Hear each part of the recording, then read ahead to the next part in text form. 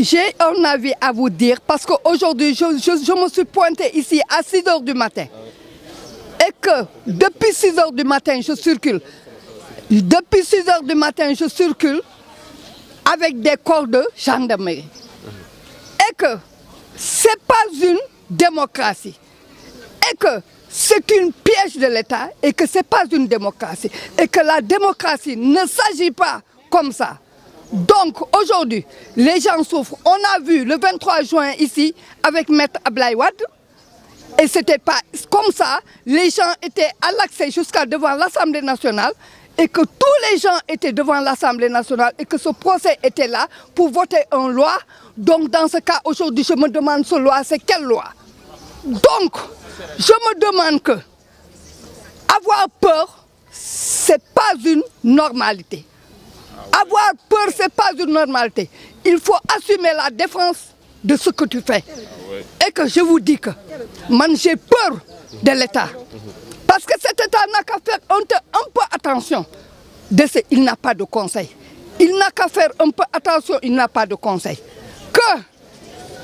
Il cherche des bons conseils qui doivent le conseiller. Parce que ce qu'il s'agit là, avec des lacrymogènes, avec des grenades pour les gens, et que l'État, il se sent un homme sénégalais, un homme du Sénégal, fait cela pour des enfants et des aides sénégalais, c'est très dangereux.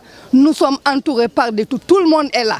Les gens sont descendus, ils n'ont pas où partir. On a un secret tout partout. Moi, aujourd'hui, j'ai eu peur.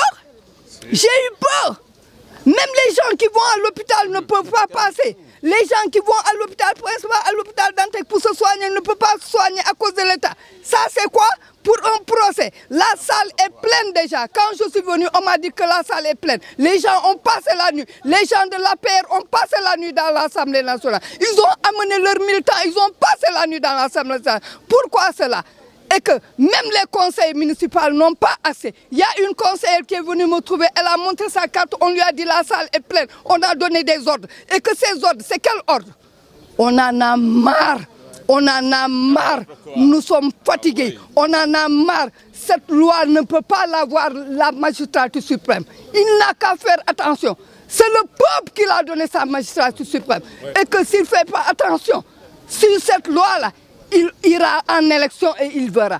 Il n'a qu'à laisser tomber cette loi-là. Il n'a qu'à laisser tomber cette loi-là s'il veut la paix de la vie. Mais si la loi passe, ce qu'il voit, c'est une déception pour lui. Si la loi passe, ce serait une déception pour lui. On a notre carte d'élection. Et que, attention, les élections viendront. Si ça passe, c'est une déception totale pour lui. Il n'a qu'à faire attention de cette loi.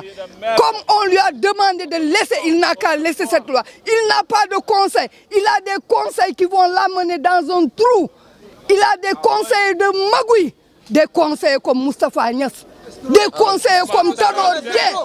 Ce sont des conseils qui vont l'amener à terre. Ces conseils que Moustapha Niasse qui a amené Abdou Diouf. Moustapha Niasse, Abdou Diouf n'a jamais. Abdou Diouf. Moustapha Niasse, c'était le conseil du président Senghor. Et quand le président Senghor laissait le pouvoir, il a donné le pouvoir à Abdou Diouf. Parce qu'il n'avait pas confiance à Moustapha Niasse. Donc dans ce cas, aujourd'hui, Abdou Diouf a donné son pouvoir, son premier ministre, à Habib Thiam, parce qu'il n'avait pas confiance à Tanor Dieng.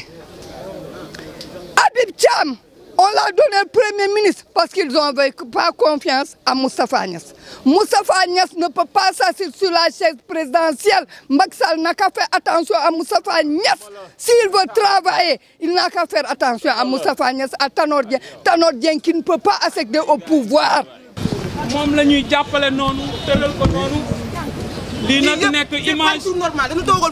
C'est pas du tout normal.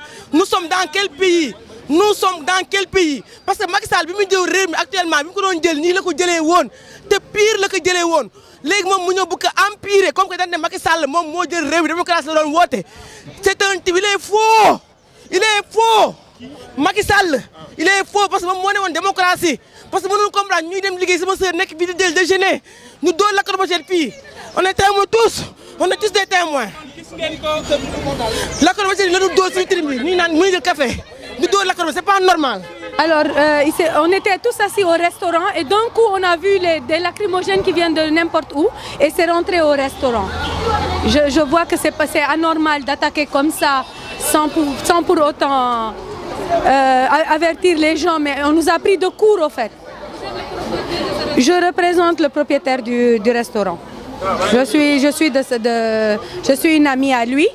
Et il peut pas, lui, il est un peu perdu, il peut pas parler. C'est pour cela que je parle à ça. Nous allons écrire une lettre pour être dédommagés parce que c'est pas normal qu'on attaque un restaurant comme ça. C'est du tout pas normal. Vous vous attendiez pas à cela? On s'attendait pas, on nous a pris de court. Je viens de le répéter. On nous a pris de court. Tout le monde était assis et d'un coup, bam. On a vu les gendarmes, si vous voyez bien ça, on sait que c'est des lacrymogènes, c'est pas des pierres ça.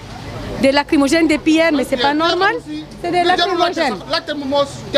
Parce que lii soo ko xoolee xam ne lii dañ ko bënd ñu ngi toog fii di ndekki ah gars yi ñëw sànni seen ay lacrymogène si ay nit civilisé ah toog di lekk ça c'est quoi ah c'est quoi mais mënuñu xam fan lañ nekk amuñ droit toog ndekki ah ñëw toog fii di ndekki ñuy sànni ay lacrymogène xoolal lii rafet na ak lii lan la jarul laajte yéen leen lañuy laaj wax leen ñu ko. Il faut le mettre, démocratie. xaw ma tur boobu sax. dara tur boobu am man xam la laa bëgg def ah ñibbi génn dem Gambia. tëdd foofu. man nekkatuma sénégalais à part de tey. barki Bagnès. policiers yi la. policiers yi ñoo toj sama pare-brise. naka la demee. man leen dama la romb nii di dem rek ma gis ñoom ñoo ko tey nag ñoom ñoo ko tey waxuñu ma dara dama romb rek ñu dóor ma la lacrymogène bi ci pare-brise bi. lan la expliqué dan lay lu mu wax léegi nii. waxuñu ma dara dañ ne événement la rek loolu lañ ma wax waxuñu fay waxuñu dara dañ ma ne événement la rek. te nga jëlaat numéro téléphone waa ji waxal ak ñi. voilà. ñu ne nga baal leen wala. non mënu ma leen baal il faut ñu fay sama pare-brise. damay porter plainte kay. ñoom ñii lay porter plainte. ñii. ñoo ñaar am nañ tur wala. non xaw ma seen tur kay ñu ngi nii taxaw. policiers yi la. dañ toj sama pare-brise ci rien. duñ ko tojee xeer moo ko toj wala. non xaw ma la lay jar. lan moo toj kii bi. li Citroën Sara la Picasso la. oui. lu ko toj. ñoom ñoo ko door toj la lacrymogène ñoo ko door. yow yaa ko moom wala dañ la ko jox. non sama mag bu jigéen moom ma ko jëndal. sama mag bu jigéen ma ci liggéey. léegi yàq nañ ko. man maa ko jëloon. da nga yeboon client bi. man mi maa jël man maay client bi. wan man maa ko jël. nu mu demee.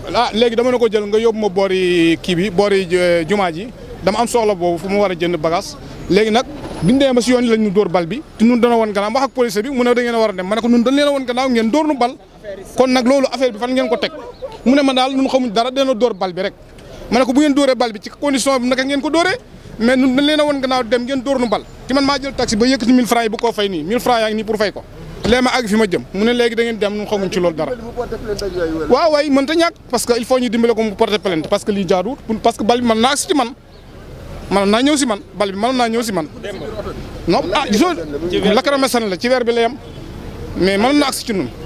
ñu ñëw ñu dóor ñu ay lacrymogène dóor fi benn xale bu jigéen lacrymogène ci dënn bi ba mu daanu nii kenn xamul fan lay mujjee dóor nañu ay lacrymogène sànq dóor nañ ko Thierno Bocoum dóor ko suñuy tànk lii rafetul ci démocratie Sénégal dañoo ñëwoon tout simplement pour wax li ñu naqari mais tey li ñu fi jëlee nekkul loo xamante ni tey vraie dictature bu bon moom moo am fii ci biir Sénégal te tey won nañu ko policiers yi def nañu lu ñu naqari dóor nañu ay lacrymogène bu ñoon dañu ko dóor sax ñu daw ñu mën a wax mais dañu koy dóor ci suñuy tànk ak suñuy bopp et c'est anormal et ça doit cesser non au parrainage. Vous avez bien parlé, il ne faut pas amener encore autre chose. Vous m'avez compris. Voilà. Si, c'est pas comme ça. Si, mais pas pour dire non, dégg-moi. Citoyen, on peut japper, du coup, bousculer. Non, awal ni. Comment? Man, si pas ça, là, d'avoir des fois une kinésie. Comment? C'est pas ça. Comment? Tout le monde, j'ai le temps de faire. Voilà, on est ensemble, voilà.